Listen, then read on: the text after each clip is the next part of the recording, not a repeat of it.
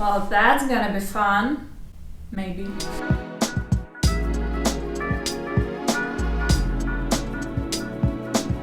Hello everyone, my name is Anastasiia, and if you like wearable outfits, neutral styling and minimalist fashion, chances are you will like it here. So, as you might have noticed, April came to an end, meaning we're now in the beginning of the May, so you know, congratulations.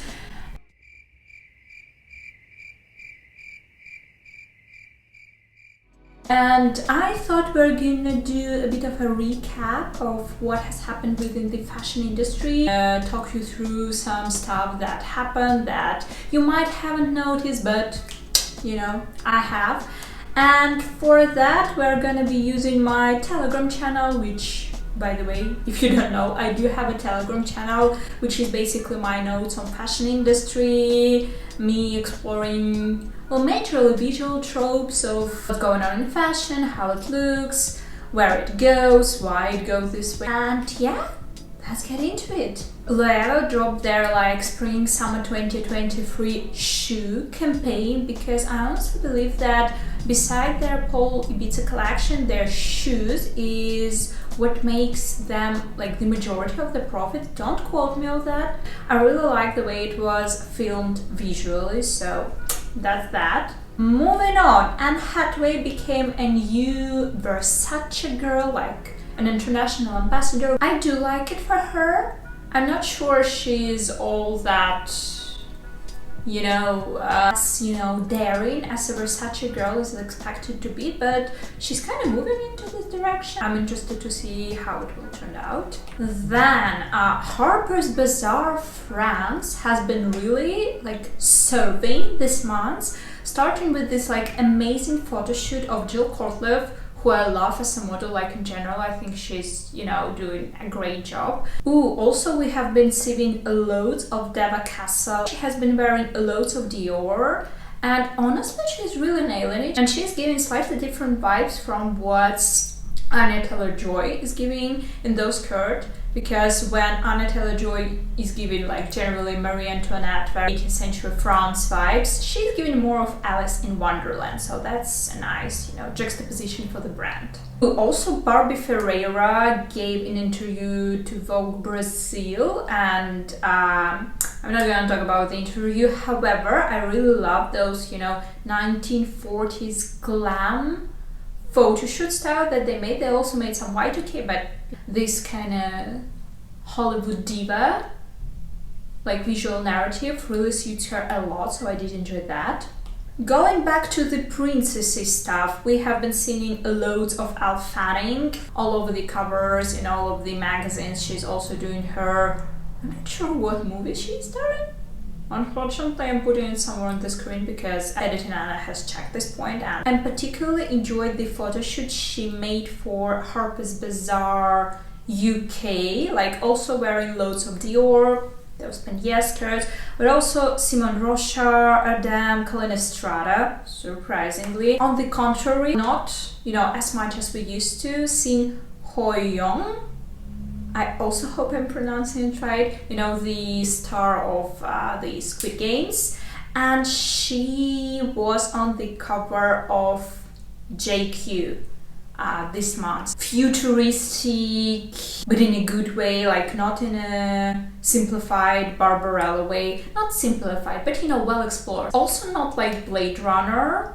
It's something different. Also reminds me of something, but I cannot quite catch it. She has been wearing like Louis Vuitton, like obviously she's a Louis Vuitton girl on the cover itself.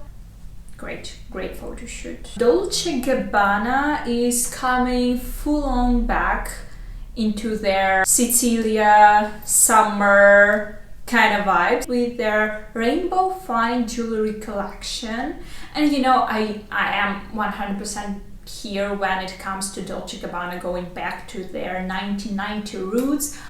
I love how glam it is, I love how sexy it is, I love like how they highlight the femininity. Prada opened their seasonal Prada cafe in Paris.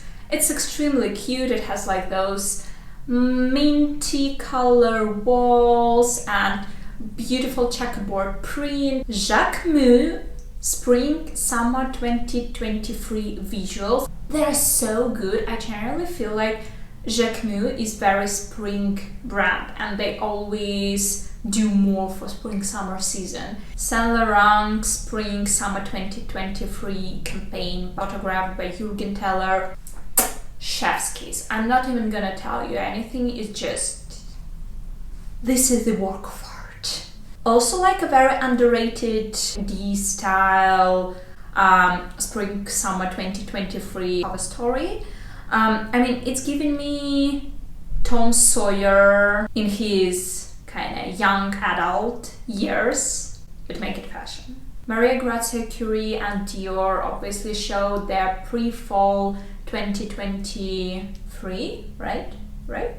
Yeah, pre-fall 2023 collection in India, to be more particular in Mumbai. What Maria Grazia Curie in Dior is very smart about is how she frames and also situates her pre-fall and cruise collections, because she usually takes them out of Paris and, you know, to some much more colorful, even like exotic destinations. And while shown in those locations, like the clothing looks so much better because it is eventually designed for those cruise exotic vacation destinations. So by placing it into those locations from the beginning, I feel like it makes the clothing pieces itself much more desirable. Gigi Hadid dropped her guest in residence, which is her cashmere brand spring collection, which is called Beach House. I mean, it was actually nice. It's giving very much so 2000s skater kind of teenage movie. And it was well done. It wasn't cheeky, it wasn't trashy, it was actually well done. So Miu Miu has been Miu Miuing. Their Spring Summer 2023 campaign is featuring Esther Rose McGregor, Kendall Jenner and Emma Corrin. And it is also looking very nice, very Miu Miu, minimal but weird and kind of cringy. But yeah, I have enjoyed it a lot, especially the part with the videos. Kylie Jenner, who at this point I honestly feel like is the most iconic in terms of fashion Kardashian sister, posed on the cover of Girls, and I loved it.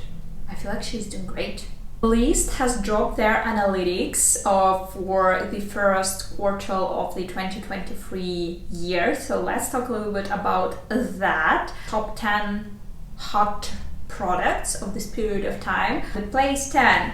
Maison Margiela and Salomon Cross high sneakers. I am confused because I haven't seen them in like my info poll once. The 9th place we've got a Lac bag, which I'm not surprised. I'm only surprised it's only on the 9th place because I haven't seen this bag all over the internet. On the 8th position we have Weekday Esther Loose baggy jeans. Baggy jeans are definitely having a moment, but on the contrary, more slim silhouettes are coming back. Like they will be full on back for the boot season this fall. But you know, if you want to be in the earlier guard of fashion and trends, take a look at the slimmer styles of jeans. On the place 7 we have Adidas Gazelle sneakers. Not surprised, once again everything I'm seeing on the internet are either Gazelle or Samba by Adidas. The 8th place we have Bottega Veneta drop earrings. Once again, not surprised, the earrings that you cannot get.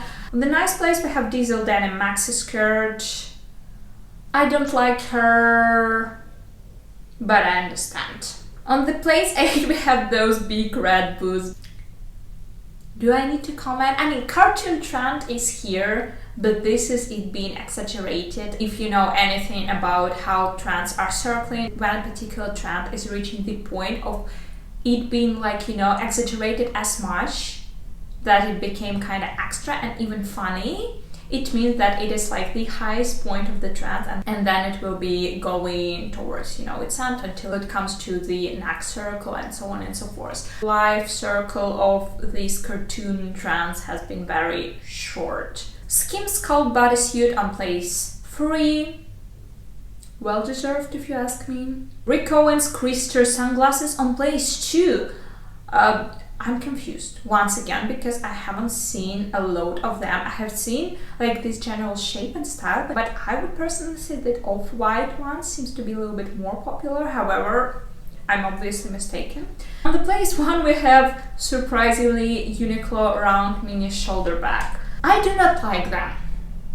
I do not like the style of bag. I do not find it particularly appealing, but I do understand how comfortable and universal they are. So here we go.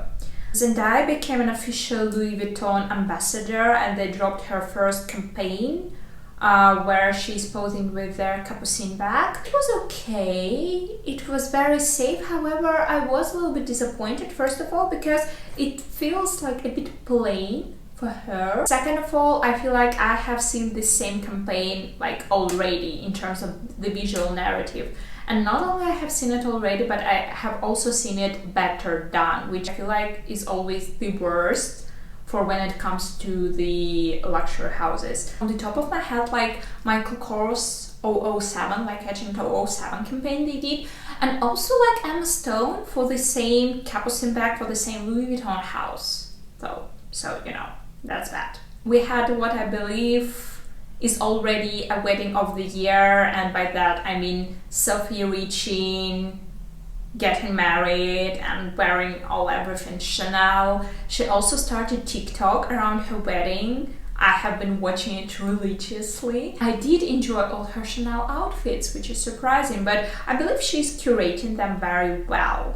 Like she's not allowing the brand to put anything they're putting on, let's say, Kristen Stewart or what Margot Robbie used to wear for the red carpets. She's curating what she's wearing very well, and once again she's putting those outfits into a very good location for them to look even better. Going back to Elle Fanning, if her Harper's Bazaar cover story was very classic Disney princessy, then what she did for Flaunt magazine, whoa. I mean, it's still princessy, but it is like taking this whole princess stuff to another level. She wore like Bottega Veneta, Loewe, Thom Browne, Alexander McQueen, and even from the brands she's wearing, you can see how she went from like your typical princess to your not typical at all, but still kind of princessy stuff. Harper's Bazaar France May cover story featuring Iman Amam is like, it is giving 90s, it is giving 90s minimalism, it's giving what Kate Moss and Naomi Campbell and Linda Evangelista used to do back in the 90s. I love it so much. The last big news that happened in April is Bella Hadid, which I believe we haven't seen on the covers, like actual covers, like in a minute, was on the cover of Vogue Italia, and I really loved it. It's very retro-futuristic. Her visual features like were made for those retro-futuristic visuals, like she's wearing Armani, Louis Vuitton, Michael Kors, one of those crazy Loewe dresses, also J.W. Anderson, and what else? Burberry, Prada, Miu Miu, Courage, Valentino, Diesel. I honestly thought that April was not as eventful as some other months. However, now that I've realized that I've been sitting here for 40 minutes revisiting my favorite moments from this month, and I'm not even, talking in depth about any of them. Safe to say that the April was, eventful enough, at least in terms of visual inspirations. Okay guys, now for the final part. As you probably know, you do not by any means have to do it. However, if you have enjoyed watching me talking about fashion here, and if you probably would like to see me, on a regular basis here and there on YouTube, you can easily do so by hitting the subscribe button. And also, if you leave a like, if you've enjoyed this video, I would appreciate it a lot. And if it's not enough, if you're craving this fashion-inspired communication that we are having here, because I definitely do. I'm on Instagram, I'm on Telegram, as you have already realized, and I'm also on TikTok. I post there daily. It's Anastasiia Chair everywhere. I leave the links in the description below as well. You can follow me there, you know, at least check out those social media, see if you like what I'm doing there or not, because, you know, there are slightly different content all over those different medias. And yeah, other than that, I'll see you next week. So, bye!